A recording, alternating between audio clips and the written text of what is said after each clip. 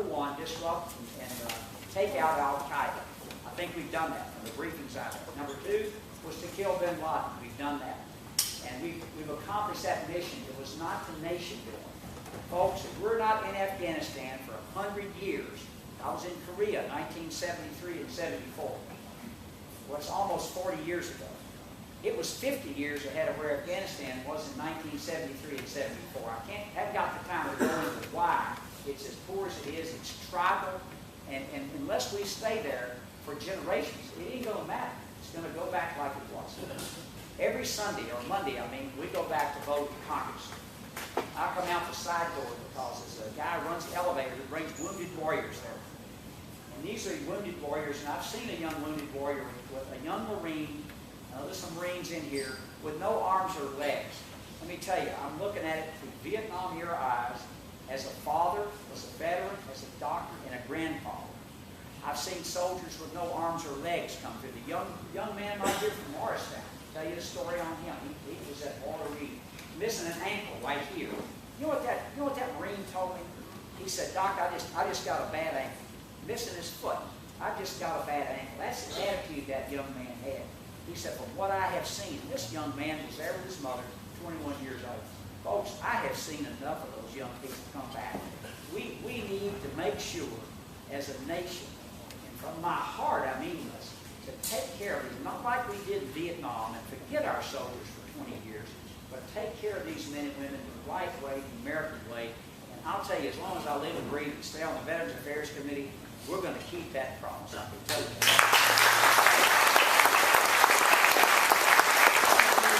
You may disagree. We had a vote this year. I had a lot of pressure put on me to vote on Patriot Act. I couldn't vote for that.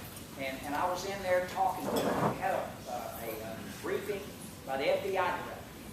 And I told the FBI director, Mueller, I said, "Director Mueller, I understand that you need all the tools you can to be sure and to disrupt any terrorists that are out there. And let me explain to you how good I think this is working." I said, "I go through the Tri-Cities Airport one day on a Tuesday, and my briefcase gets wanded for explosives. The next day, I walk into the White House, and this close to President Obama, and nobody ever lays a glove on me because they knew I was absolutely no risk.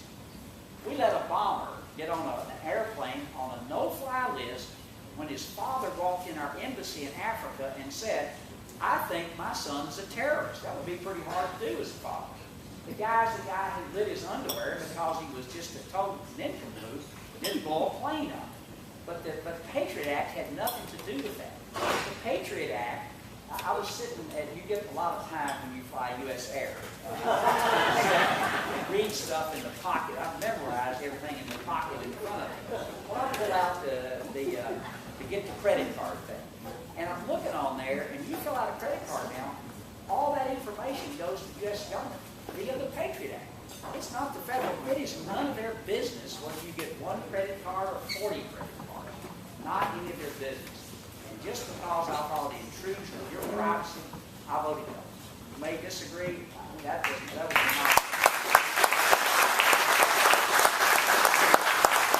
But the debate now in Congress has changed from spending money to how do we cut spending.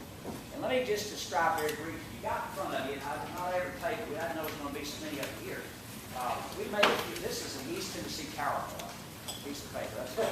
Anyway, flip open to this little graph right here to show your friends and neighbors. I want to show you the size of our problem. When you look at this right here, this is how we spend our money. These graphs right here, this part is mandatory spending. It's on autopilot. The Congress just spends the money. We're borrowing, remember, 42 cents of every dollar. Discretionary spending is less than 40% of the government. That's the military and everything else discretionary. Let me tell you what we can do. We can get rid of this part right here, all of it. That would be the Department of Commerce, Energy, Transportation, Education. Some of them I think it wouldn't be so bad they went away. National parks and so on. And not have a military.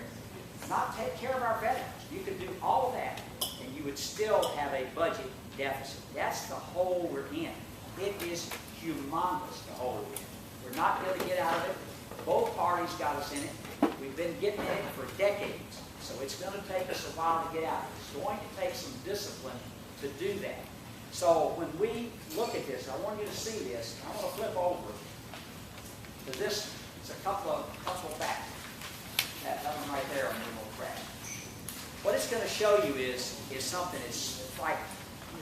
If you look at three things, Social Security, Medicaid, and other health expenses, this is without the Affordable Health Care Act, by the way, which is going to add a lot more to the deficit, and the Medicare, and then you slip interest on the national debt in there, those four things will take up the entire U.S. budget in 13 years.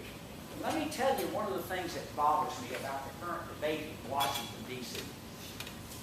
When the President of the United States can stand up with a straight face and say to the public, if we take care of just the corporate jet stuff, okay, we just do that, and we just raise taxes a little bit on billionaires. And by the way, if I get a chance, I will suggest to Mr. Warren Buffett, here's a pen. If you want to write all your money together, here it is.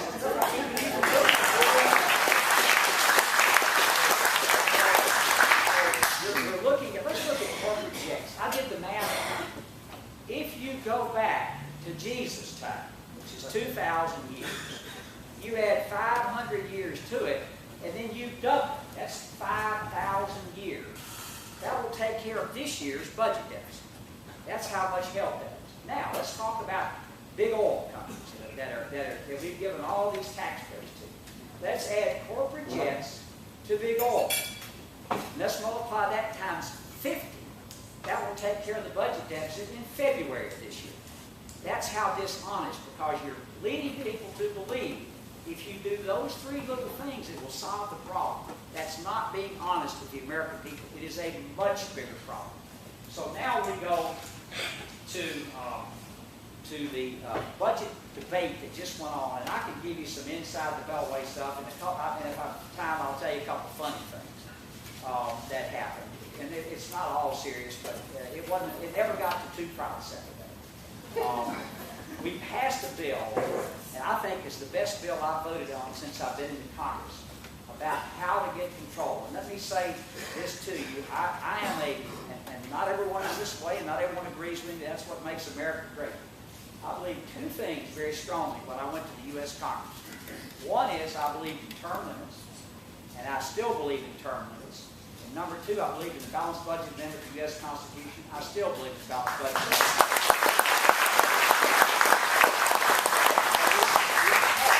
Bill called Cutting Cap and Balance. It went nowhere. It was a great bill. It went nowhere in the U.S. Senate. It died. And by the way, I want to thank the senators for not having passed a budget over 830 days. They're working themselves to death. And we in the House have walked through our appropriations process. We will have our budget done on time. We are doing our job. The debate came up for then, how did Boehner, heard and saw all this stuff about negotiations. How did he do what he did? What he did was this. He set 4 parameters in his negotiation. And there's some attorneys in the room, and you guys have negotiated a lot of agreements in your lifetime. His parameters were, number one, at any raise in the debt ceiling, you had to have a higher spending cuts. That's never happened in the history of the United States of America. Number one. Number two, you had to have hard caps in the law, so that if you didn't make those cuts, it automatically occurred. That was number two. Number three, no new taxes. Number four, a balanced budget amendment vote. Let's go to the balanced budget amendment vote first. The way this bill is structured is that if the House passes, and we have to have 50 Democrats to vote with us, I think we'll get every single Republican. There won't be one vote against it. And there will be some